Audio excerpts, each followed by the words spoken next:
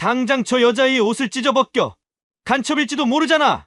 그러나 벗겨진 순간 드러난 건 백호 부대 사령관에게만 허락된 호랑이의 혼이었습니다. 병사들의 눈물, 사라진 약, 그리고 유령 병사의 비밀 충격적인 반전 드라마가 지금 펼쳐집니다.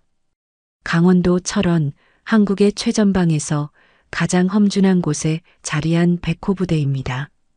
이곳은 분단의 아픔을 고스란히 간직한 채 오늘도 조국을 지키고 있는 젊은 병사들의 터전이죠. 겨울바람이 뼈를 애는 듯 차가운 이른 아침, 부대 정문에 검은색 승용차 한 대가 천천히 멈춰 섰습니다. 차 문이 열리자 반듯한 군복에 별 2개가 번쩍이는 남자가 걸어 나왔습니다. 최상국 소장, 그는 언론에서 군 개혁의 상징이라고 떠받들고 있는 인물이었죠.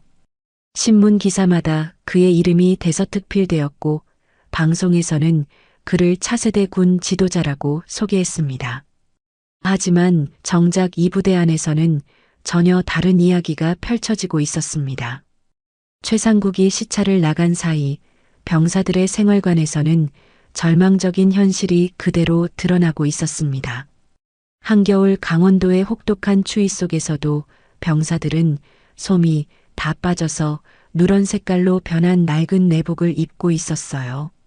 감기에 걸려 고열에 시달리는 이승호 상병이 의무실을 찾아갔지만 돌아온 대답은 참담했습니다. 죄송합니다. 해열제가 떨어졌습니다. 며칠만 더 기다려보세요. 김도연 대위의 목소리에는 미안함과 분노가 동시에 섞여 있었습니다. 의무실 약장을 열어보니 유통기한이 석 달이나 지난 소화제 몇 알과 찢어진 포장지에 감기약 2알이 전부였거든요. 김도연 대위는 서류를 다시 한번 확인했습니다. 분명히 예산은 충분했어요. 병사 1인당 월 10만 원씩의 의약품비가 책정되어 있었고 겨울철 추가 지원금도 따로 나와 있었습니다. 도대체 그 많은 돈이 어디로 사라진 걸까요? 김도연은 고개를 저으며 의문을 품었습니다. 그때 복도 끝에서 들려온 대화가 김도연의 귀를 파고들었습니다. 이번 달 납품도 잘 처리됐지? 네, 서 여사님께서 만족해 하셨습니다. 물건들 전부 다른 곳으로 옮겨졌고요. 두 남자의 수상한 대화였어요. 김도연은 몰래 그들을 따라가 보았습니다. 한편 서울 한복판 고급 아파트에서는 한 여인이 또 다른 악몽에서 깨어나고 있었습니다. 윤정이 예비역 중장이자 한국 군사사에서 전설로 불리는 여군 장군이었죠. 그녀는 삼성 장군이라는 뜻의 3스타로 불렸고 현역 시절에는 병사들과 모든 고생을 함께 나누는 것으로 유명했습니다. 꿈속에서 윤정이는 다시 그때로 돌아가 있었습니다. IMF 외환위기로 나라 전체가 절망에 빠졌던 그 시절 말이죠. 당시 윤정이는 장군의 높은 지위에 있으면서도 병사들과 함께 보리밥에 김치 한 쪽으로 끼니를 때웠습니다. 고급 장교 식당은 아예 발길도 끊었어요. 병사들이 굶주리는데 혼자만 배불리 먹을 수는 없다는 신념 때문이었습니다. 그런 그녀였기에 요즘 들려오는 소식들이 더욱 가슴을 찢어놓았습니다. 옛 부하 박준석 중령으로부터 온 전화는 충격 그 자체였어요. 장군님, 백호 부대 상황이 심각합니다. 병사들이 기본적인 의료 혜택도 받지 못하고 있어요. 더 심각한 건 박준석의 목소리가 떨렸습니다. 유령 병사 명단이 돌아다니고 있다는 소문도 있습니다. 윤정희의 눈이 번뜩 날카로워졌습니다. 유령 병사라는 것은 실제로는 존재하지 않지만 서류상으로만 존재하는 가짜 병사들을 뜻했어요. 그들의 급여와 물품들이 어디로 흘러가는지는 불 보듯 뻔한 일이었죠. 박중령, 더 자세한 이야기를 해보게. 윤정희의 목소리에는 차가운 분노가 서려 있었습니다. 박준석이 전해준 이야기는 상상보다 훨씬 심각했어요. 병사들은 추위에 떨며 아프면서도 제대로 된 치료 한 번 받지 못하고 있었고 그들을 위해 책정된 예산은 온데간데 없이 사라지고 있었다는 것입니다. 윤정이는 벽장 깊숙한 곳에서 낡은 군복과 달아빠진 전투화를 꺼내 들었습니다. 그것들은 그녀가 현역 시절 마지막까지 입었던 것들이었어요. 거울 앞에 선 윤정이의 눈빛에는 결연한 의지가 타오르고 있었습니다. 아버지가 목숨 바쳐 지켜낸 백호 부대의 이름을 더럽힐 순 없어. 내가 직접 나서야겠다. 윤정이는 이미 계획을 세우고 있었습니다. 이번에는 말년 원사로 신분을 위장해서 부대에 잠입하기로 했죠. 진실을 파헤치고 병사들을 구하기 위해서 말입니다. 윤정이는 전역 후 서울에서 군인복지재단의 이사장으로 활동하고 있었습니다. 표면적으로는 평온한 일상을 보내고 있었지만 그녀의 마음속에는 언제나 현역 병사들에 대한 걱정이 자리 잡고 있었죠. 재단 사무실에서 병사 복지 개선을 위한 각종 서류를 검토하던 어느 날 예상치 못한 전화 한 통이 그녀의 운명을 바꿔놓았습니다. 전화를 건 사람은 박준석 중령이었습니다. 윤정이가 백호 부대를 지휘할 때 가장 믿었던 부하 중 한 명이었죠. 그런데 그의 목소리에는 평소와 다른 긴장감이 흘러나왔습니다. 장군님, 죄송하지만 급히 만나뵐 수 있을까요? 백호 부대에 대해 말씀드릴 일이 있습니다. 다음 날 오후 한적한 찻집에서 만난 박준석의 첫마디는 윤정이의 가슴을 서늘하게 만들었습니다. 장군님, 백호 부대 병사들이 약도 못 받고 있습니다. 감기 걸린 병사가 해열제 하나 구하려면 일주일을 기다려야 해요. 게다가 박준석은 잠시 망설이더니 더욱 충격적인 말을 이어갔습니다. 유령 병사 명단까지 돌아다니고 있다는 소문이 있습니다. 윤정이의 손이 미세하게 떨렸습니다. 유령 병사라는 것은 군대에서 가장 심각한 부정부패 중 하나였거든요. 실제로는 존재하지 않는 병사들을 서류상에만 등록해놓고 그들의 급여와 물품을 빼돌리는 수법이었습니다. 만약 이것이 사실이라면 백호 부대의 병사들이 받아야 할 것들이 누군가의 주머니로 들어가고 있다는 뜻이었죠. 더 자세한 이야기를 해보게. 윤정이의 목소리는 차분했지만 그 안에는 타오르는 분노가 숨어 있었습니다. 박준석이 전해준 내용은 상상했던 것보다 훨씬 더 심각했어요. 병사들은 한겨울에도 낡은 내복을 입고 지내야 했고 아프면 제대로 된 치료도 받지 못한 채 참고 견뎌내야 했다는 것입니다. 의무대에 가보니 약장이 텅 비어 있더군요. 유통기한 지난 소화제와 해열제 몇 알이 전부였습니다. 그런데 이상한 건 박준석이 목소리를 낮췄습니다. 사단장 비서실 냉장고에는 비싼 수입 주사제와 약품들이 가득하다는 얘기를 들었어요. 도대체 뭔 일이 벌어지고 있는 건지 모르겠습니다. 윤정이는 찻잔을 내려놓고 깊게 생각에 잠겼습니다. 분명히 예산은 충분히 배정되었을 텐데 그 돈들이 어디로 사라진 걸까요? 그리고 사단장 비서실에 있다는 그 비싼 약품들은 또 뭘까요? 모든 것이 하나의 큰 그림으로 연결되는 것 같았지만 아직은 확실한 증거가 없었습니다. 박중령, 자네가 확인할 수 있는 것들이 더 있나? 윤정이가 물었습니다. 박준석은 고개를 끄덕이며 대답했습니다. 몇 가지 더 수상한 점들이 있어요. 최상국 소장의 부인 서미란이 사설병원을 운영하고 있는데 그 병원 직원 명단과 부대의 유령 병사 명단이 묘하게 겹친다는 소문도 있고요.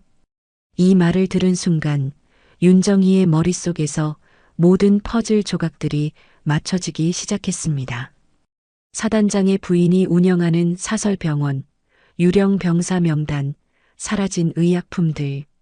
이 모든 것들이 하나의 거대한 부정부패 고리로 연결되어 있는 것 같았어요. 그날 밤 윤정이는 집으로 돌아와 오래된 벽장을 열었습니다. 그 안에는 그녀가 마지막으로 입었던 군복과 전투화가 정성스럽게 보관되어 있었어요. 먼지를 털어내며 그것들을 꺼내든 윤정이의 눈에는 결연한 의지가 타오르고 있었습니다. 거울 앞에 선 윤정이는 자신의 모습을 오랫동안 바라보았습니다. 60이 넘은 나이에도 여전히 굳건한 체격과 날카로운 눈빛을 유지하고 있었어요. 하지만 이제는 화려한 장군의 계급장 대신 말년 원사의 신분으로 위장해야 했습니다. 이번엔 말년 원사로 위장해서 부대에 잠입해야겠어. 윤정이는 혼자서 중얼거렸습니다. 원사라는 계급은 부사관의 최고 계급으로 부대에서 가장 경험이 많고 신뢰받는 존재들이었죠. 그런 신분으로 위장한다면 병사들과 자연스럽게 어울릴 수 있을 뿐만 아니라 부대 내부의 실상을 제대로 파악할 수 있을 것이었습니다. 윤정이는 책상 위에 놓인 백호 부대의 옛 사진들을 하나씩 들여다보았습니다. 그 사진 속에는 젊은 시절 그녀가 병사들과 함께 웃고 있는 모습들이 담겨 있었어요. 그때는 모든 것이 순수했고 조국을 지킨다는 일념으로 하나가 되어 있었습니다. 아버지가 목숨 바쳐 지켜낸 백호의 이름을 더럽힐 순 없어. 내가 나서야 한다. 윤정이의 목소리에는 흔들림이 없었습니다. 그녀의 아버지는 한국 전쟁 때 백호 부대에서 싸우다가 전사한 영웅이었거든요. 그 아버지의 피로 물든 백호 부대가 지금 이런 치욕을 당하고 있다는 사실을 그냥 두고 볼 수는 없었습니다. 다음 날부터 윤정이는 치밀한 준비에 들어갔습니다. 말년 원사의 신분증을 위조하고 부대 배치를 위한 각종 서류들을 준비했어요. 오랜 군 생활의 경험과 인맥을 동원하니 불가능해 보였던 일들도 하나씩 해결되어 갔습니다. 며칠 후 윤정이는 낡은 군복을 입고 백호 부대로 향하는 버스에 몸을 맡겼습니다. 차창 밖으로 스쳐 지나가는 강원도의 겨울 풍경을 바라보며 그녀는 마음속으로 다짐했습니다. 이번엔 반드시 진실을 밝혀내겠어. 그리고 우리 병사들을 구해내겠어. 백호 부대 정문을 통과한 윤정이는 말년 원사 윤숙자라는 가명으로 부대에 발을 들여놓았습니다. 오랜만에 입어본 군복의 감촉이 낯설면서도 친숙했어요. 하지만 예전과는 달리 어깨에 빛나던 별 대신 원사 계급장이 달려 있었죠. 부대 안으로 들어서자마자 그녀의 눈에 들어온 것은 상상했던 것보다 훨씬 더 참혹한 현실이었습니다. 첫 번째로 향한 곳은 의무대였습니다. 병사들의 건강을 책임져야 할 가장 중요한 곳이었죠. 하지만 의무대 문을 열고 들어서자 윤정이의 가슴이 덜컥 내려앉았습니다. 의무실은 말 그대로 텅 비어 있었어요. 약장을 열어보니 유통기한이 석 달이나 지난 소화제 2알과 포장지가 찢어진 해열제 서너 알이 전부였습니다. 이게 대체 무슨 일입니까? 윤정이가 김도연 대위에게 물었습니다. 김도연은 고개를 떨구며 한숨을 내쉬었어요. 원사님, 저도 모르겠습니다. 분명히 예산은 나왔는데 약품들이 들어오질 않아요. 본부에 문의해봐도 이미 납품되었다는 답변만 돌아올 뿐이고요. 그때 의무실 문이 열리며 창백한 얼굴의 병사 하나가 들어왔습니다. 이승호 상병이었어요. 고열에 시달리는 듯 몸을 떨고 있었죠. 군의관님, 열이 너무 심해서요.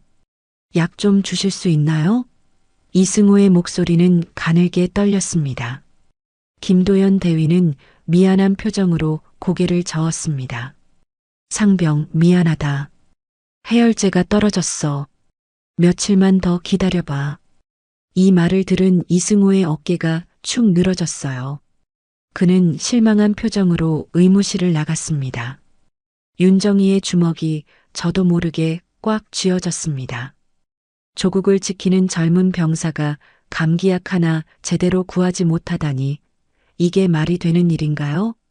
그녀는 분노를 억누르며 김도연에게 물었습니다. 대위, 혹시 다른 곳에 의약품이 보관되어 있는 건 아닌가요? 김도연이 잠시 망설이더니 조심스럽게 입을 열었습니다. 사실 이상한 일이 하나 있긴 해요. 사단장 비서실에 가끔 의료진이 드나드는 걸 봤거든요. 그런데 그곳에는 병사들이 접근할 수 없죠. 윤정희의 눈빛이 날카로워졌습니다. 뭔가 수상한 냄새가 났어요. 그녀는 김도연에게 부탁했습니다. 대위, 제가 한번 확인해 보겠습니다. 말년 원사면 어디든 갈 수 있지 않겠어요? 그날 저녁 윤정희는 조심스럽게 사단장 비서실 주변을 살폈습니다. 다행히 경비가 삼엄하지는 않았어요. 원사라는 계급의 특성상 부대 내 어디든 자유롭게 드나들 수 있었거든요. 비서실 뒤쪽에 있는 창고 같은 공간을 발견한 윤정희는 조심스럽게 문을 열어보았습니다. 그 순간 윤정희의 눈이 크게 벌어졌습니다. 냉장고 안에는 고급 외제 주사제들과 수입 약품들이 가득 차 있었어요. 병사들이 구하지 못해 고생하고 있는 해열제, 감기약, 소화제는 물론이고 값비싼 영양제까지 산더미처럼 쌓여 있었습니다. 이게 대체 뭐야? 윤정희는 경악을 금치 못했습니다. 병사들은 기본적인 약 하나를 구하지 못해 고생하고 있는데 이곳에는 이렇게 많은 의약품들이 숨겨져 있다니요. 이것은 명백한 횡령이었습니다. 냉장고 옆에 놓인 서류들을 살펴보니 더욱 충격적인 사실이 드러났습니다. 납품업체의 이름이 서밀한 메디칼로 되어 있었어요. 최상국 소장의 부인이 운영하는 업체였죠. 그리고 그 서류에는 병사들을 위해 납품되었다고 기록되어 있었지만 실제로는 이곳에 보관되고 있었던 것입니다. 윤정희는 휴대폰으로 조심스럽게 증거 사진들을 찍었습니다. 냉장고 안의 의약품들, 납품 서류, 그리고 보관 현황까지 모든 것을 기록했어요. 이것만으로도 충분한 증거가 될 수 있었습니다. 다음 날 아침 윤정희는 김도연 대위를 조용한 곳으로 불러냈습니다. 그리고 어젯밤 목격한 모든 것을 이야기해 주었어요. 김도연의 얼굴은 점점 창백해졌습니다. 원사님, 그럼 병사들 약이 전부. 김도연이 떨리는 목소리로 물었습니다. 윤정희는 고개를 끄덕였어요. 맞습니다. 서밀한이 납품업체와 짜고 병사들 몫을 빼돌린 겁니다. 병사들이 받아야 할 약품들이 하나도 남지 않은 거죠. 김도연은 주먹을 꽉 쥐며 분노했습니다. 이런 일이 있을 수 있나요? 병사들이 아파서 죽어가고 있는데 그의 목소리에는 의료진으로서의 분노와 절망이 섞여 있었어요. 윤정희는 김도연의 어깨를 다독이며 말했습니다. 대위, 지금이 바로 진실을 밝혀낼 때입니다. 저와 함께 이 일을 끝까지 파헤쳐 봅시다. 우리 병사들을 위해서 말이에요. 그날부터 윤정희는 본격적인 조사에 들어갔습니다. 부대 내 곳곳을 돌아다니며 병사들과 대화하고 각종 서류들을 검토했어요. 그리고 점점 더 충격적인 사실들이 드러나기 시작했습니다. 의약품뿐만 아니라 병사들의 급식비, 생필품비까지도 누군가의 주머니로 들어가고 있었던 것입니다. 병사들의 입술은 갈라져 있었고 눈은 푹 꺼져 있었습니다. 제대로 된 영양 공급을 받지 못하고 있다는 증거였어요. 한겨울인데도 두꺼운 외투 하나 없이 얇은 군복만 입고 지내야 했죠. 원사님, 약 좀 주세요. 또 다른 병사가 윤정희에게 다가와 간절히 부탁했습니다. 윤정희의 가슴이 무너져 내렸어요. 이 모든 상황이 너무나 참담했습니다. 며칠이 지나자 윤정희는 부대 내에서 자연스럽게 병사들과 어울릴 수 있게 되었습니다. 말년 원사라는 신분 덕분에 병사들도 그녀를 편하게 대했고 각종 업무에도 자유롭게 참여할 수 있었어요. 그 중에서도 가장 중요한 정보를 얻을 수 있는 곳은 바로 취사장이었습니다. 점심시간이 되자 윤정이는 병사들과 함께 취사장으로 향했습니다. 식판을 들고 줄을 서면서 자연스럽게 대화를 나눌 수 있는 절호의 기회였죠. 하지만 배식을 받는 병사들의 표정은 하나같이 어두웠어요. 식판에 올라온 반찬들을 보니 그 이유를 알 수 있었습니다. 밥은 누렇게 뜬 오래된 쌀로 지었고 국은 거의 물에 가까웠습니다. 김치는 시큼한 냄새가 날 정도로 상해가고 있었고 다른 반찬들도 신선하지 못했어요. 이게 조국을 지키는 젊은 병사들이 먹어야 할 식사라는 게 믿어지지 않았습니다. 윤정이는 이승호 상병 옆자리에 앉았습니다. 며칠 전 의무실에서 만났던 그 병사였죠. 여전히 감기가 낫지 않은 듯 기침을 하고 있었어요. 상병, 감기는 좀 나아졌나요? 윤정이가 걱정스럽게 물었습니다. 이승호는 쓴웃음을 지으며 대답했습니다. 아직도 그대로예요, 원사님. 약도 없고 이런 음식 먹으면서 어떻게 나아지겠어요. 그의 목소리에는 체념이 깔려 있었어요. 하지만 그보다 더 충격적인 말이 이어졌습니다. 원사님, 혹시 아세요? 명단에는 있는데 저희 중대에는 없는 병사들이 있어요. 이승호가 주위를 살피며 조심스럽게 속삭였습니다. 유령 병사라고 부르는데 그 사람들 몫으로 나온 밥, 군복, 급여가 전부 어디론가 사라져요. 윤정이의 심장이 쿵 하고 뛰었습니다. 드디어 결정적인 정보가 나온 것이었어요. 상병, 그런 얘기를 어디서 들었나요? 윤정이가 더 자세히 물어보자 이승호는 더욱 목소리를 낮췄습니다. 행정반에서 일하는 선임이 말해줬어요. 명단상으로는 우리 중대에 150명이 있는 걸로 되어 있는데 실제로는 130명밖에 없다고요. 그 20명 몫의 모든 것들이 매달 사라진다는 거예요. 이승호의 말이 계속되었습니다. 윤정이는 더 이상 참을 수가 없었습니다.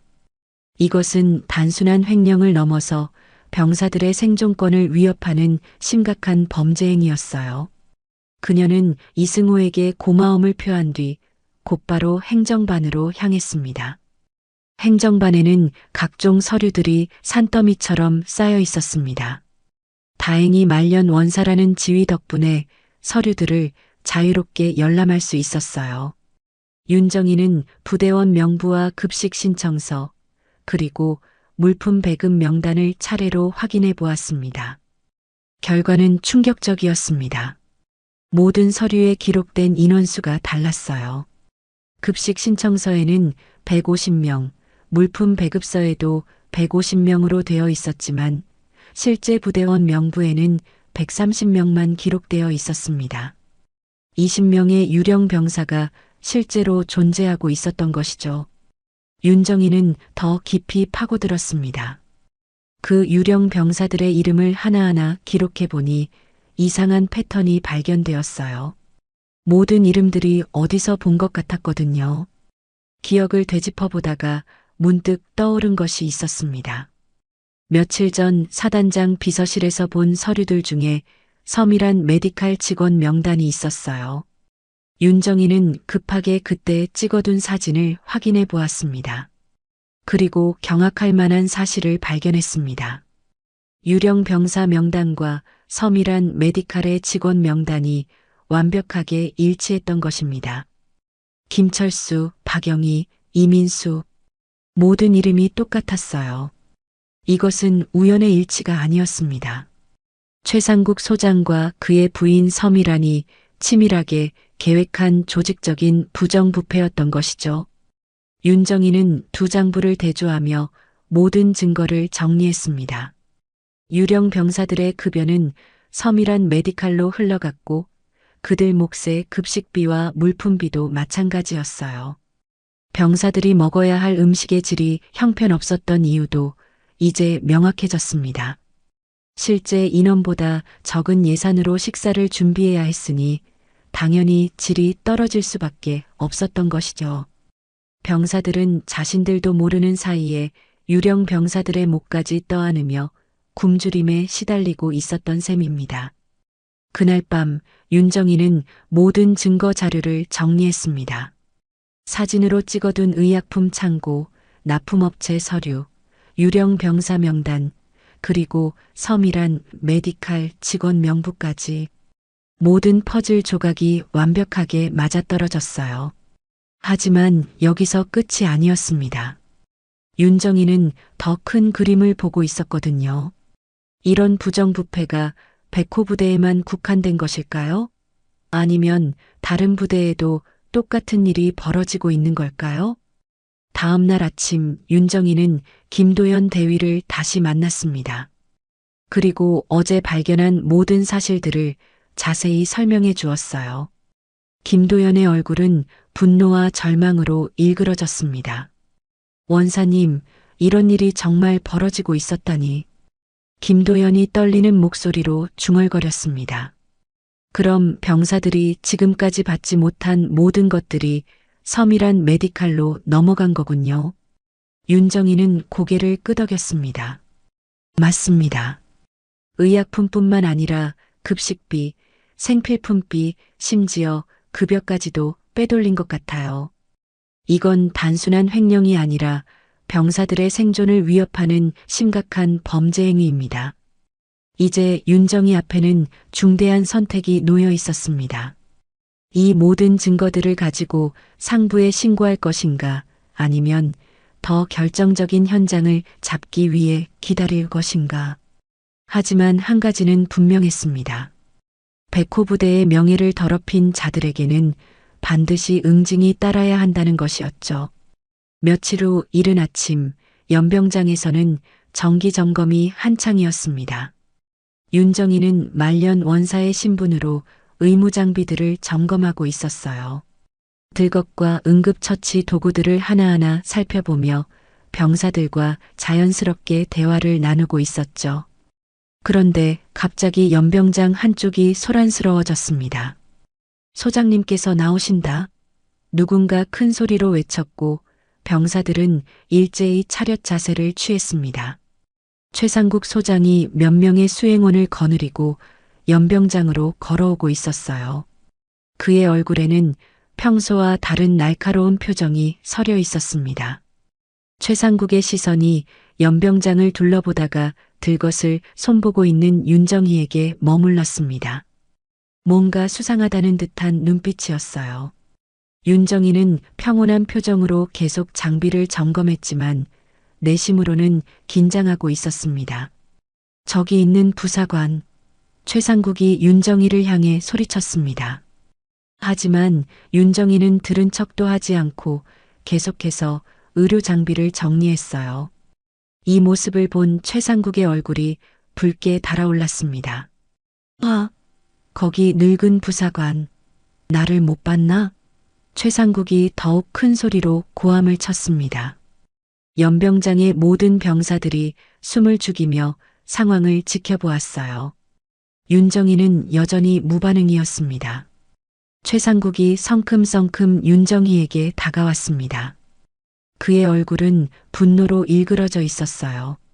이 늙은 부사관, 이름이 뭐야? 왜 나를 무시해? 목소리에는 권위에 도전받았다는 분노가 가득했습니다. 윤정이가 천천히 고개를 들어 최상국을 바라보았습니다.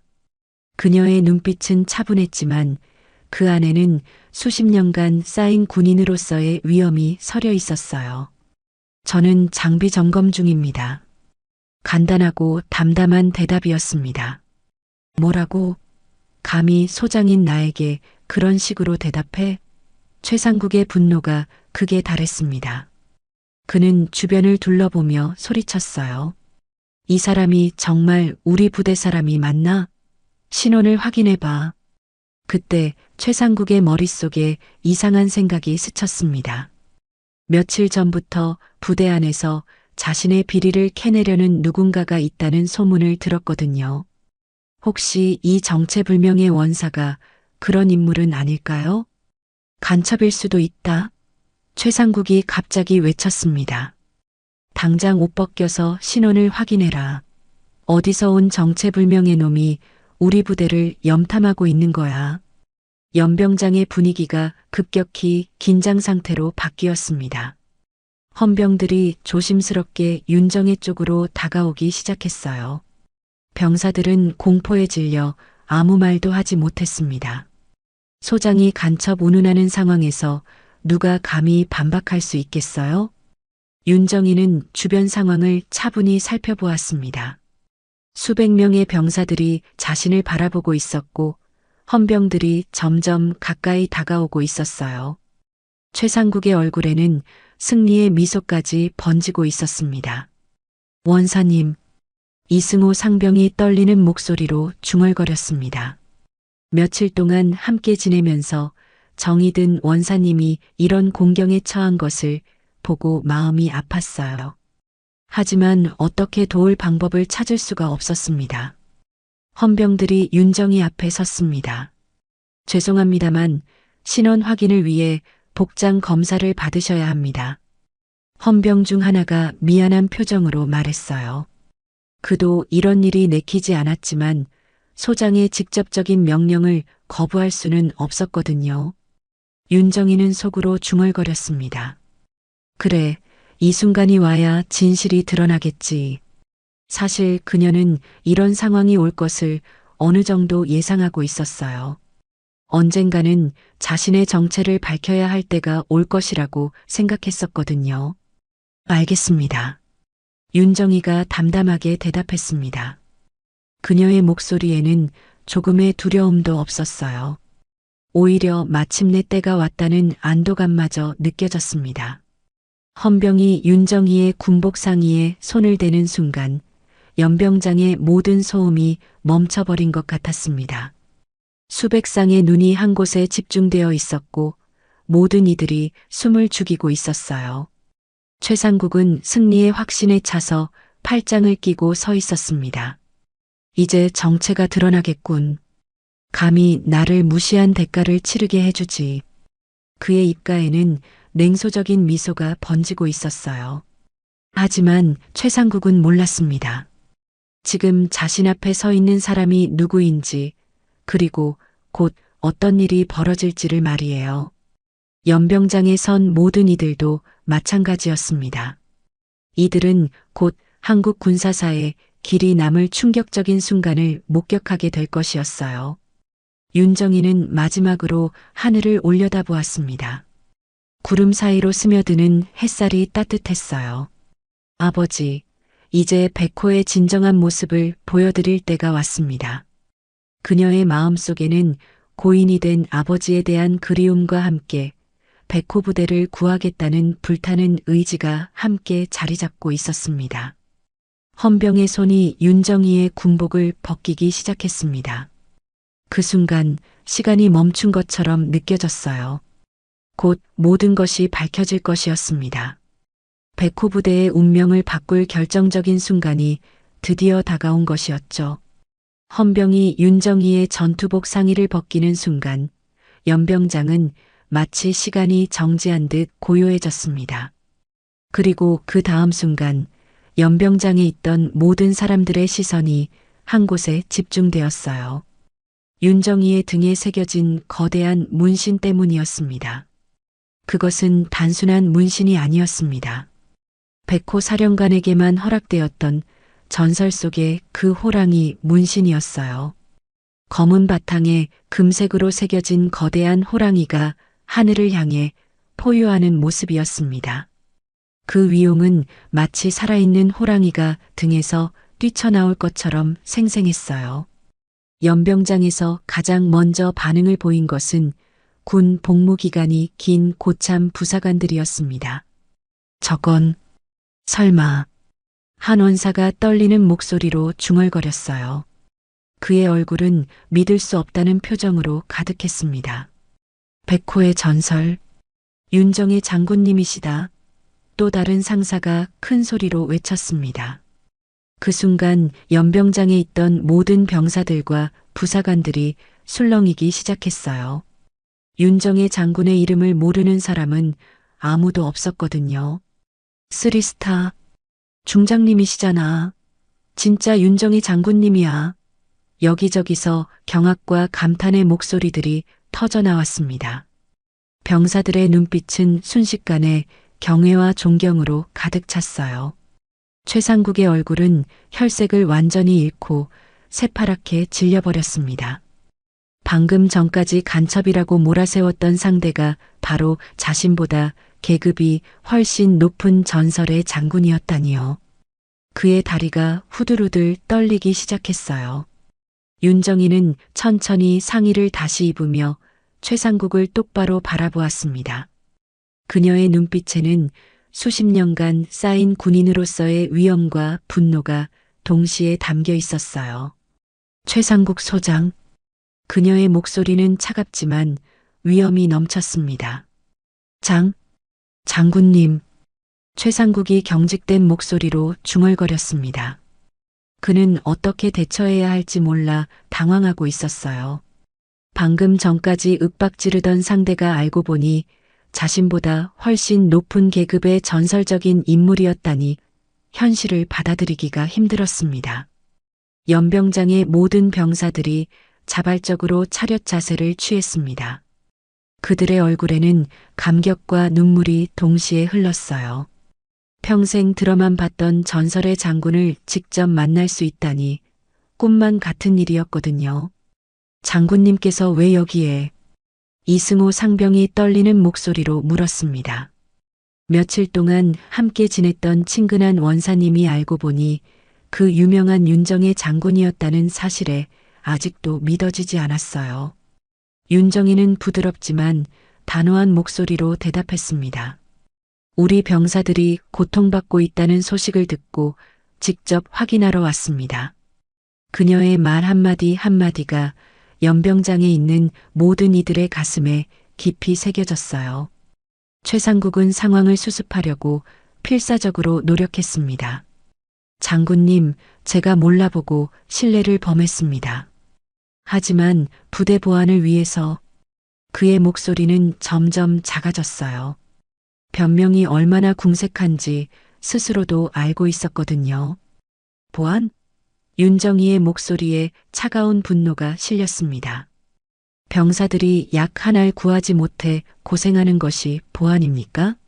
유령 병사를 만들어서 예산을 빼돌리는 것이 보안입니까? 이 말을 들은 최상국의 얼굴이 더욱 하얗게 질렸습니다. 윤정희가 모든 것을 알고 있다는 것을 깨달았거든요. 그동안 자신이 저질러온 모든 부정부패가 발각된 것이었습니다. 연병장에 있던 병사들도 웅성거리기 시작했습니다. 유령 병사가 뭐죠? 우리가 받아야 할 것들이 사라진 이유가 그거였나요? 병사들의 목소리에는 분노와 배신감이 섞여 있었어요. 윤정희는 연병장을 천천히 둘러보며 말했습니다. 여러분이 받지 못한 의약품들, 부족했던 급식비들, 모든 것이 어디로 갔는지 알고 있습니다. 그녀의 목소리는 병사들의 마음에 따뜻한 위로가 되었어요. 백호의 이름을 더럽힌 자. 윤정희가 최상국을 향해 한 걸음 다가섰습니다. 나는 끝까지 추적해서 반드시 응징하겠습니다. 그녀의 말에는 흔들림 없는 결의가 담겨 있었어요. 최상국은 이제 완전히 궁지에 몰렸습니다. 변명할 방법도 도망갈 길도 없었어요. 자신이 저질러온 모든 죄악이 전설의 장군 앞에서 낱낱이 드러나고 있었거든요. 김도연 대위가 앞으로 나와 윤정희에게 경례를 했습니다. 장군님, 그동안 고생 많으셨습니다. 장군님 덕분에 진실이 밝혀질 수 있었습니다. 그의 목소리에는 깊은 감사와 존경이 담겨 있었어요. 연병장에 있던 모든 병사들이 일제히 박수를 쳤습니다. 그들의 박수 소리는 하늘을 향해 울려 퍼졌어요. 마침내 자신들을 구원해줄 영웅이 나타났다는 기쁨과 감격의 박수였습니다. 윤정희는 병사들을 바라보며 따뜻한 미소를 지었습니다. 여러분이 받아야 할 모든 것들을 되찾아드리겠습니다. 그것이 백호부대 출신으로서 제가 해야 할 일입니다. 그녀의 약속은 모든 병사들의 가슴에 희망의 불씨를 지폈어요. 최상국은 이제 모든 것이 끝났다는 것을 알고 있었습니다. 자신의 권력도 명예도 모든 것이 이 순간 무너져 내렸어요. 윤정의 장군 앞에서는 더 이상 어떤 변명도 통하지 않을 것이었습니다. 며칠이 지난 후 서울 용산에 있는 국방부 대회의실에서는 정군 지휘관 회의가 열리고 있었습니다. 각 부대의 사령관들과 장성들이 모여든 이 자리는 평소보다 더욱 긴장된 분위기였어요. 오늘 회의의 핵심 안건이 백호 부대에서 벌어진 충격적인 사건에 관한 것이었거든요. 회의실 앞쪽 단상에는 윤정의 중장이 서 있었습니다. 그녀는 현역 복귀는 하지 않았지만 이번 사건의 핵심 증인이자 고발자로서 특별히 참석하게 된 것이었어요. 참석한 모든 장성들의 시선이 그녀에게 집중되어 있었습니다. 최상국 소장은 회의실 한쪽 구석에 초라한 모습으로 앉아 있었습니다. 며칠 전 연병장에서의 그 충격적인 사건 이후 그는 이미 모든 권한이 박탈된 상태였어요. 얼굴은 새파랗게 질려 있었고 손은 계속해서 떨리고 있었습니다. 존경하는 장성 여러분. 윤정이가 차분하고도 위험 있는 목소리로 말문을 열었습니다. 오늘 이 자리에서 백호 부대에서 벌어진 참혹한 현실을 여러분께 보고드리고자 합니다. 우리 병사들이 어떤 고통을 당했는지, 그리고 누가 그 고통을 만들어냈는지 말입니다. 윤정이가 리모컨을 들자 대형 스크린에 첫 번째 사진이 떠올랐습니다. 텅 빈 의무대 약장의 모습이었어요. 낡고 유통기한이 지난 몇 알의 양만이 덩그러니 놓여 있었습니다. 이것이 백호 부대 의무대의 현실입니다. 조국을 지키는 병사들이 감기약 한 알 구하지 못해 고생하고 있었습니다. 회의실에 있던 장성들의 얼굴이 경직되기 시작했습니다. 이런 참혹한 현실이 실제로 벌어지고 있었다는 사실에 충격을 받았거든요. 몇몇은 고개를 떨구며 부끄러워했어요. 두 번째 사진이 화면에 나타났습니다. 사단장 비서실 냉장고 안에 가득 차 있는 고급 외제 주사제와 수입 약품들의 모습이었어요. 반면 이곳에는 병사들을 위해 배정된 의약품들이 숨겨져 있었습니다. 값비싼 수입 약품들이 산더미처럼 쌓여 있었죠. 참석한 장성들 사이에서 술렁거림이 일어났습니다. 저건 대체 뭡니까? 병사들 몫이 왜 거기에 있는 거죠? 분노와 당혹감이 섞인 목소리들이 여기저기서 터져나왔어요. 세 번째로 화면에 나타난 것은 두 개의 명단이었습니다. 하나는 백호 부대의 유령 병사 명단이었고 다른 하나는 서밀한 메디칼의 직원 명부였어요. 여러분, 이 두 명단을 자세히 보십시오. 김철수, 박영희, 이민수, 모든 이름이 완벽하게 일치합니다. 회의실이 완전히 조용해졌습니다. 모든 장성들이 화면을 뚫어져라 바라보며 그 충격적인 사실을 확인하고 있었어요. 유령 병사들의 정체가 바로 최상국 소장 부인의 병원 직원들이었다는 것이 명백하게 드러난 것이었습니다. 이것으로 끝이 아닙니다. 윤정이의 목소리에 차가운 분노가 실렸습니다. 네 번째 사진은 약품 운송 기록들이었어요. 병사들을 위해 납품된 의약품들이 어떻게 서밀한 메디칼로 빠져나갔는지 그 과정이 고스란히 기록되어 있습니다. 운송 기록에는 납품업체에서 부대로 들어온 의약품들이 다시 서밀한 메디칼로 이송되는 과정이 상세히 나와 있었습니다. 심지어 운송비까지 군 예산으로 처리되어 있었어요. 완전히 조직적이고 치밀한 범죄였습니다. 윤정이는 최상국을 똑바로 바라보며 말했습니다. 최상국 소장, 그대는 병사들의 생명을 팔아넘겼습니다. 조국을 지키는 젊은이들의 건강과 안전을 돈으로 바꾼 것입니다. 군복을 입을 자격조차 없는 인간입니다. 최상국의 얼굴이 더욱 하얗게 질렸습니다. 그는 떨리는 목소리로 변명을 시도했어요. 이건 조작입니다. 저는 몰랐어요. 서미란이 무슨 짓을 한 건지. 하지만 그의 변명은 너무나 궁색했습니다. 몰랐다고요? 윤정이가 냉소적으로 웃었습니다. 그럼 이것도 모르셨겠군요. 5번째 사진이 화면에 나타났어요. 최상국이 서미란과 함께 고급 레스토랑에서 식사하는 모습이었는데 테이블 위에는 의약품 거래 관련 서류들이 놓여 있었습니다. 이 사진을 본 최상국은 완전히 무너졌습니다. 아니야. 그건 더 이상 변명할 말이 없었어요. 모든 증거가 너무나 명확했거든요. 회의실에 참석한 장성들의 얼굴에는 분노가 가득했습니다. 이런 일이 우리 군에서 벌어졌다니, 병사들을 저렇게 괴롭혔다고. 여기저기서 분노의 목소리들이 터져 나왔어요. 국방부 장관이 일어서서 엄숙하게 선언했습니다. 최상국 소장과 서미란은 즉시 구속수사에 들어갑니다. 이런 반인륜적 범죄를 저지른 자들에게는 법의 엄중한 심판이 따를 것입니다. 그 순간 회의실 문이 열리며 헌병들이 들어왔습니다. 그들은 최상국에게 다가가 수갑을 채웠어요. 최상국은 서미란, 당신이 나를 이렇게 만든 거야. 하며 중얼거렸지만 이미 모든 것이 늦었습니다.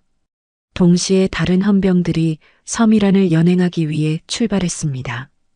서미란 메디칼 사무실에서 긴급 체포된 서미란도 곧 이곳으로 압송될 예정이었어요. 부부가 함께 저지른 범죄의 대가를 치르게 된 것입니다. 윤정이는 회의실을 둘러보며 마지막 말을 했습니다. 여러분, 이런 일이 다른 부대에서도 벌어지지 않도록 철저한 점검이 필요합니다.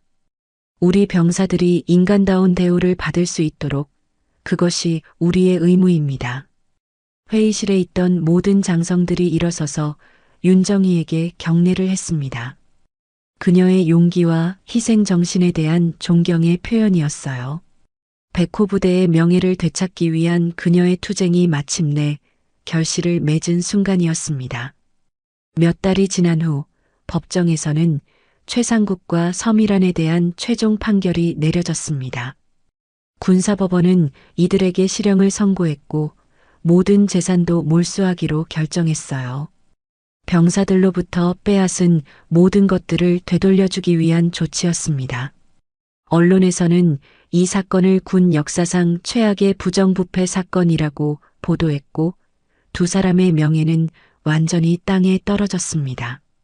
그러던 어느 가을날 윤정이는 다시 백호 부대를 찾았습니다. 이번에는 위장이 아닌 본래의 모습으로 당당하게 정문을 통과했어요. 부대 안으로 들어서자마자 그녀의 눈에 들어온 것은 완전히 달라진 풍경이었습니다. 제일 먼저 향한 곳은 의무대였습니다. 문을 열고 들어서니 약장에는 각종 의약품들이 가득 채워져 있었어요. 해열제, 감기약, 소화제는 물론이고 비타민과 영양제까지 풍부하게 비치되어 있었습니다. 김도현 대위가 환한 미소를 지으며 윤정이를 맞이했습니다. 장군님, 덕분에 이제 병사들이 제대로 된 치료를 받을 수 있게 되었습니다. 김도현의 목소리에는 진심 어린 감사가 담겨 있었어요. 요즘에는 감기 걸린 병사가 와도 바로 약을 줄 수 있어서 얼마나 기쁜지 모릅니다. 윤정이는 약장을 둘러보며 흐뭇한 표정을 지었습니다. 다행입니다. 이제야 제대로 된 모습이군요. 그녀의 마음에도 따뜻한 만족감이 스며들었어요. 다음으로 향한 곳은 취사장이었습니다. 점심시간이 되자 병사들이 하나둘 모여들기 시작했어요. 배식을 받는 병사들의 얼굴은 몇 달 전과는 완전히 달랐습니다. 모두들 밝고 건강한 표정이었거든요. 식판에 올라온 음식들을 보니 그 이유를 알 수 있었습니다.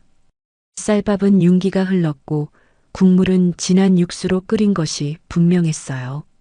반찬들도 신선하고 영양가 있는 것들로 가득했습니다.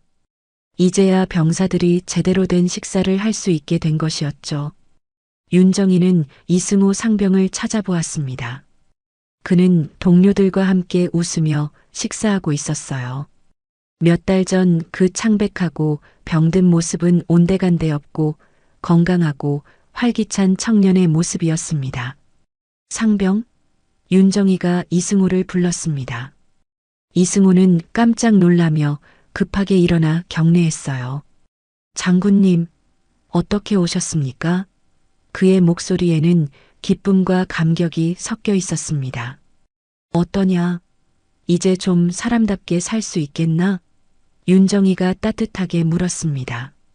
이승호의 눈에는 눈물이 글썽였어요. 장군님, 정말 감사합니다. 이제야 우리도 사람다운 대우를 받으며 살 수 있게 되었습니다. 다른 병사들도 하나둘 윤정의 주변으로 모여들었습니다. 장군님 덕분에 우리가 살았습니다. 정말 고맙습니다. 병사들의 진심 어린 감사 인사가 이어졌어요. 그들의 얼굴에는 모두 밝은 미소가 번져 있었습니다. 윤정이는 병사들을 둘러보며 뿌듯한 마음을 감출 수 없었습니다. 하지만 그녀가 가장 기뻐하는 것은 따로 있었어요. 바로 병사들의 눈빛이었습니다. 몇 달 전 절망과 체념으로 가득했던 그 눈빛이 이제는 희망과 자부심으로 빛나고 있었거든요. 여러분, 윤정이가 병사들에게 말했습니다. 강한 군대는 좋은 무기에서 나오는 것이 아닙니다. 바로 여러분들의 마음, 국민을 지키겠다는 그 굳은 의지에서 시작되는 것입니다. 병사들은 고개를 끄덕이며 그녀의 말을 가슴 깊이 새겼어요. 하지만 그런 마음을 가지려면 먼저 여러분 자신이 사람답게 대우받아야 합니다. 배고프고 아픈데 어떻게 나라를 지킬 마음이 생기겠어요? 윤정이의 말이 계속되었습니다. 이제 여러분은 당당히 조국의 수호자로서 살아가십시오. 점심 식사를 마친 후 윤정이는 연병장을 거닐었습니다. 그곳에서는 병사들이 활기차게 훈련하고 있었어요. 몇 달 전 그 암울했던 분위기와는 완전히 달랐습니다. 모든 병사들의 얼굴에서 생기와 활력이 넘쳐 흘렸거든요. 새로 부임한 사단장이 윤정이에게 다가왔습니다. 장군님, 정말 감사합니다. 장군님 덕분에 우리 부대가 다시 살아날 수 있었습니다. 그는 진심으로 감사의 인사를 전했어요. 윤정이는 고개를 저으며 대답했습니다. 아닙니다.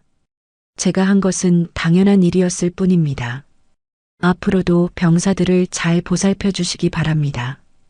해가 서산으로 기울어갈 무렵 윤정이는 백호 부대를 떠날 준비를 했습니다. 정문 앞에서 수많은 병사들이 그녀를 배웅하러 나왔어요.